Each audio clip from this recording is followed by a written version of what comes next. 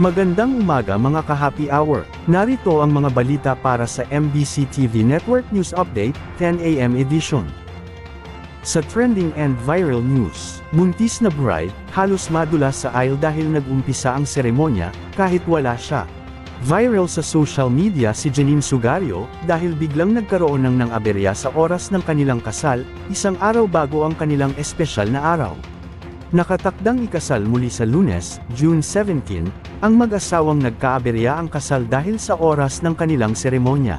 Nang ikwento niya na ikakasal sila dapat ng kanyang partner na si Jovi noong June 8 alas 8 ng umaga. Dumating naman ang lahat sa simbahan ng 45 minuto bago ang kanilang bagong schedule, pero pinagalitan pa umano sila ng simbahan dahil late sila.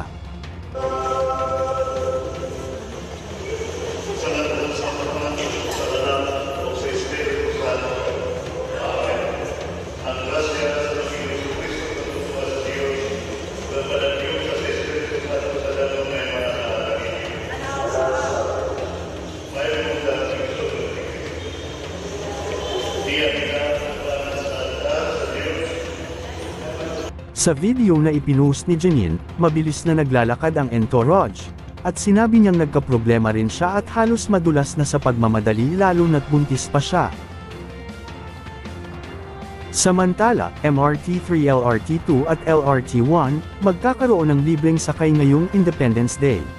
May libreng sakay sa MRT3, LRT2 at LRT1 ngayong Araw ng Kalayaan o June 12, sa mga piling oras. Ito ay matatagal ang MRT3, LRT2 at LRT1 mula alas 7 hanggang alas 9 ng umaga, at alas 5 ng hapon hanggang alas 7 ng gabi. At yan ang mga balita para sa MBC TV Network News Update, 10 AM edition. Abangan ang mga susunod na balitaan mamaya, para sa 11 AM edition.